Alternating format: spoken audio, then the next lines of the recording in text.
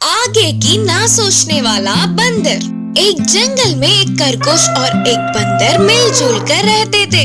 दोनों बाजू में ही घर बना लिए। हर रोज भोजन के लिए साथ में जंगल जाकर फल ढूंढते थे। बंदर फल मिलते ही खाकर पेट भर लेता था। वही खरगोश थोड़े दानों और फलों को खाके और थोड़े छुपा कर रखती थी। खरगोश को देख बंदर ने कहा, ये बहुत बड़ा जंगल है, कभी भी यहाँ पर हमें भोजन आराम से मिल सकता है।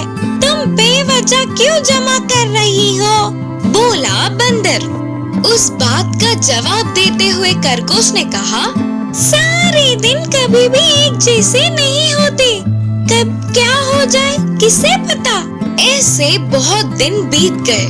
एक बार जंगल में बहुत बड़ा नुकसान हो गया। ना बादल थे ना बारिश था। एक बूंद की भी बारिश नहीं हो रही थी। पानी के बिना पूरा जंगल सूख गया था। जानवर भोजन के लिए ढूंढ ढूंढ कर थक गए। बेचारे कुछ जानवर तो भूख की वजह से मर भी गए। एक दिन बंदर भोजन के लिए पूरा जंगल ढूंढ रहा था। उसे एक फल भी नहीं मिला। अब तक 3 दिनों से कुछ नहीं खाया। तभी कमजोरी से बेहोश हो गई।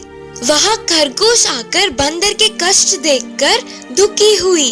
उसे अपने घर ले गई। कुछ फल लाकर बंदर को दिया।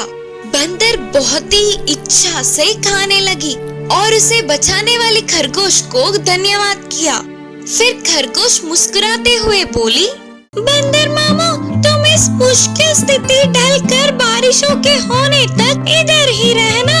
मेरे साथ 4 महीनों तक हमें पर्याप्त भोजन है, पर ये मुश्किल दिन कितने दिन रहेंगे हमें नहीं पता ना। इसीलिए भोजन के लिए रोज जंगल ढूंढने जाएंगे। मिला तो खाएंगे, नहीं तो जमा किया हुआ खाना खाएंगे। ठीक है ना?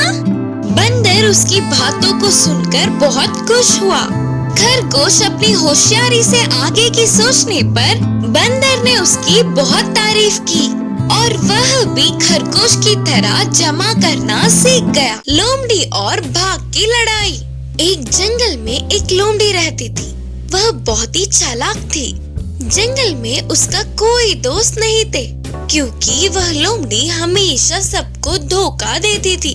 कुत्ता, भेड़िया, बाकी के कोई भी जानवर इससे नहीं मिलते, दोस्ती भी नहीं करते थे। उससे सभी जानवर बच के घूमते थे।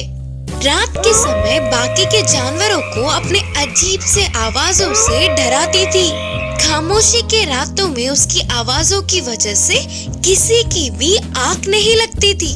चूहे अपने बिलों से बाहर नहीं निकलते। पक्षियाँ अपने घोंसलों में ही रह जाते थे। बाकी के जानवर भी उसकी चीखों को बर्दाश्त न कर पाते हुए अपने अपने जगहों में रह गए।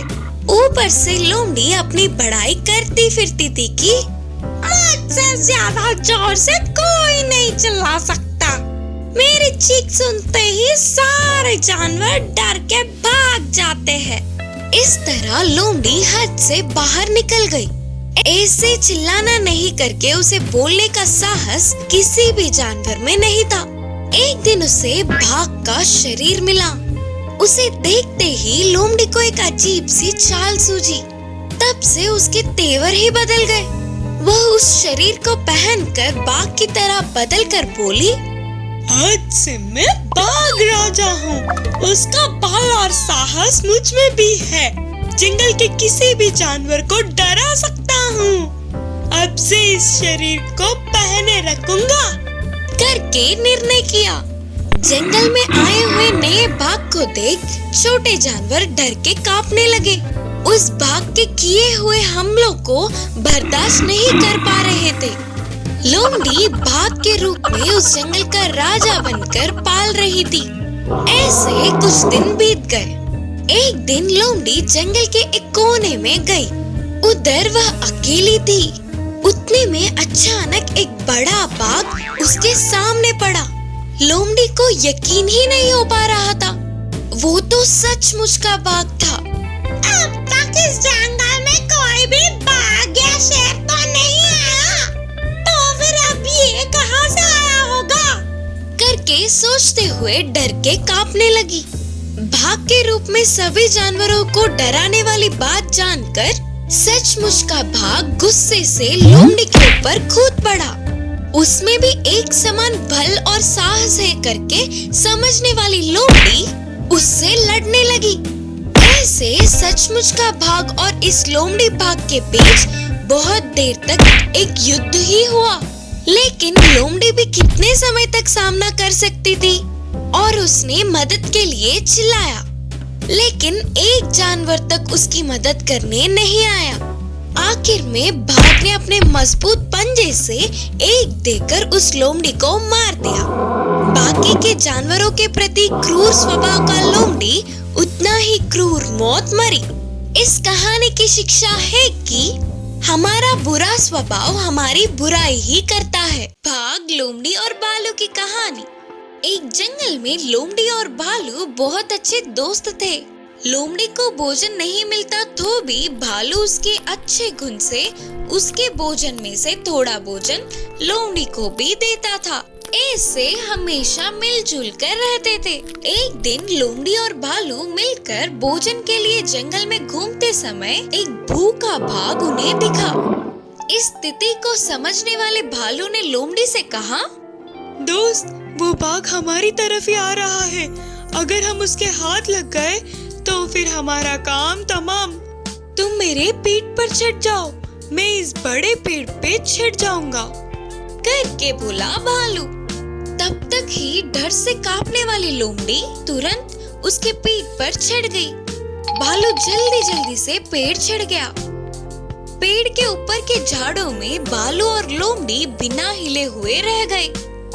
पेड़ के नीचे पहुंचने वाला भाग उन्हें देखते हुए वहीं बैठ गया। भालू और लोमड़ी पेड़ से नहीं उतर रहे थे और भाग भी वहां से हिल नहीं रहा था। ऐसे ही बहुत समय बीत गया। अंधेरा होते ही भालू ने लोमड़ी से कहा, दोस्त, वो बाघ जिद्दी होकर वहीं बैठा है। इतनी बड़ी सी पेड़ को वो नहीं चढ़ सकता।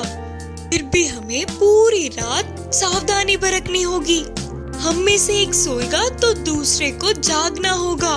ठीक है दोस्त करके बोली लोमड़ी। तब भालू ने लोमड़ी से कहा, उम्र में भी बड़े हो, तुम पहले सो जाओ। आधी रात ढलने के बाद तुम्हें उठाकर मैं सो जाऊंगा, तब तुम ध्यान रखना करके बोला। लोमड़ी ठीक है बोलकर गहरी नींद में सो गई और भालू पहरा देते हुए बैठ गया। पेड़ के नीचे ही इनकी लालच से बैठा हुआ भाग थोड़ी देर बाद भालू से कहा, अरे ओ भालू दोस्त, तुम उस लोमड़ी की रक्षा कर रहे हो ये मुझे मालूम है, फिर भी मेरी बात सुन लो। तुम अगर उस लोमड़ी को नीचे गिरा दिए तो मैं उसे खाकर दूसरे जंगल में चला जाऊंगा। तुम्हारे कष्ट दूर होंगे। उस बूढ़ी लोमड़ी के लिए भोजन लाके रखने का काम भी दूर होगा। महाराज बाघ, ये लोमड़ी मेरे लिए बिल्कुल भी बाहर नहीं है। मेरे खाने में से बस थोड़ा सा ही इसे देता हूँ। ये तो मुझ पर भरोसा करके जी रही है। देखो तो मेरे भरोसे ये कितनी आराम से सो रही है। बोलते हुए भालू ने जवाब दिया। उतने में आधी रात ढल गई। भालू ने लोमड़ी को जगाकर खुद सो गया। कुछ देर बाद भालू के पूरी तरह से सोने के बाद पेड़ के नीचे से भाग ने इस बार लोमड़ी से बात किया। लोमड़ी मामू, तुम्हारे मांस खाए हुए बहुत दिन हो गए होंगे ना। अगर मेरी बात सुनना चाहो तो मैं एक बात बोलूं। तुम हिम्मत करके उस भालू को नीचे धक्का दो। मैं उसे मार के खाकर बाकी के मांस को तुझे दे दूंगा। तुम दोनों में से किसी एक को तो मैं खा के ही जाऊंगा। मैंने तो निर्णय कर लिया। बाकी तुम होशियार हो, सोच कर निर्णय लेना। बोलते हुए भाग ने लोमड़ी को गुमराह किया। लोमड़ी थोड़ी देर के लिए सोच में पड़ गई। भाग के निर्णय का कोई मुकाबला नहीं करके उसे पता था उसके कष्ट दूर होंगे और खाना भी मिलने के लालच में उसने धीमे से भालू को पेड़ से धक्का दे दिया। नीचे गिरे भालू को देख भाग ने चिढ़ाते हुए हंसकर कहा, देखा, तुझे मैंने लोमड़ी की चालाकी कितना समझाई थी, फिर भी तूने उस लोमड़ी को धक्का नहीं दिया। उसको देख कैसे तुझे एक पल में नीचे गिरा दिया। अभी भी कुछ नहीं बिगड़ा, मैं तुझे बिना खाए छोड़ दूंगा। कम से कम अब तो तू पेड़ पे चढ़कर उस लोमड़ी को नीचे धक्का दे दे जा, करके पूछा बाघ। भालू ने कहा, महाराज बाघ, वह लोमड़ी बहुत दिनों से मेरे भरोसे ही जी रहा है। आज उसने ऐसा कर दिया करके मैं उसके भरोसे को तोड़ नहीं सकता। सच ये है कि ये उसकी चालाकी नहीं बल्कि धोखा है। धोखा देने वाले अपने आप ही नष्ट होंगे। अब मुझे मारकर अपनी भूख बुझा ले। उसकी बातों से बाघ का मन भर आया। उतना सच्चा मन उसने कभी भी उस जंगल में कहीं नहीं देखा। दोस्त, मैं तुझे खाऊंगा तो मुझे बड़ा पाप चढ़ेगा। मुझे कोई और भोजन मिल जाएगा, तुम जाओ। बोलकर बाघ वहां से चल पड़ा। भालू भी अपने रास्ते चला गया, लेकिन लोमड़ी तो एक और पेड़ नहीं उतर पाते हुए दूसरी ओर खाना भी नहीं मिलने पर बर्दाश्त न करते हुए आखिर में नीचे उतरने की कोशिश में अपने प्राणों को खो बैठी। इस कहानी की सीख है कि हम पे भरोसा करने वालों को कभी भी धोखा नहीं देना चाहिए। शेर और बाघ की लड़ाई। एक जंगल में महाराज शेर और बाघ राजा साथ में रहते थे, तो वे दोनों शिकार करने अलग अलग जाते थे। शेर और बाघ के आने की भनक से सभी जानवर वहां से भागकर छुप जाते थे।